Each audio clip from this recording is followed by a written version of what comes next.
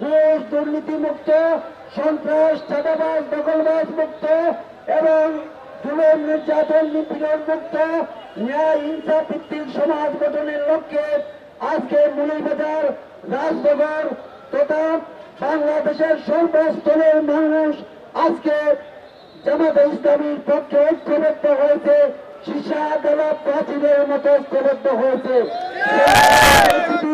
জনতার এই ঐক্যবদ্ধতা থেকে আজকে আমাদের প্রতিদ্বন্দ্বিতারা তাদের হুঁশার জায়গায় নাই।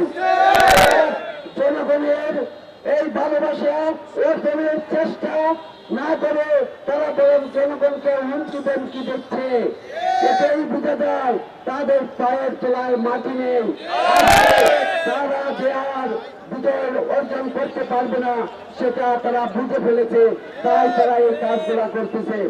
এ গ্রেড ক্লিংকারের কনফিডেন্স সিমেন্ট, বাংলাদেশের হৃদয় জুড়ে।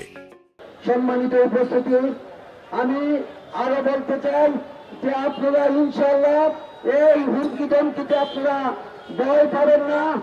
আমরা 17 বছর মানুষের ভোটাধিকার, মানুষের বাক স্বাধীনতা আদায়ের জন্য আমরা সংগ্রাম করেছি, জীবন দিয়েছি। আমাদের ভাইরা চাকরি হারিয়েছে, ব্যবসা হারিয়েছে। আবার আমরা এই যে 12 ফেব্রুয়ারি মানুষ যাতে তাদের ভোটাধিকার প্রয়োগ করতে পারে সেজন্য এই ভোট কেন্দ্রের নিরাপত্তা বিধানের জন্য আমরা আমাদের রক্ত দিব, আমরা আমাদের জীবন দিব, তারপরে মানুষের ভোটাধিকার আমরা নিশ্চিত করব ইনশাআল্লাহ। আমি এ ব্যাপারে আমি প্রশাসনের সহযোগিতা চাচ্ছি যে প্রশাসন যাতে আমাদের এই আসন তথা বাংলাদেশে ফেয়ার, ফ্রি এবং পিসফুল নির্বাচন উপহার দেওয়ার জন্য তারা তাদের সর্বাত্মক দায়িত্ব পালন করবেন।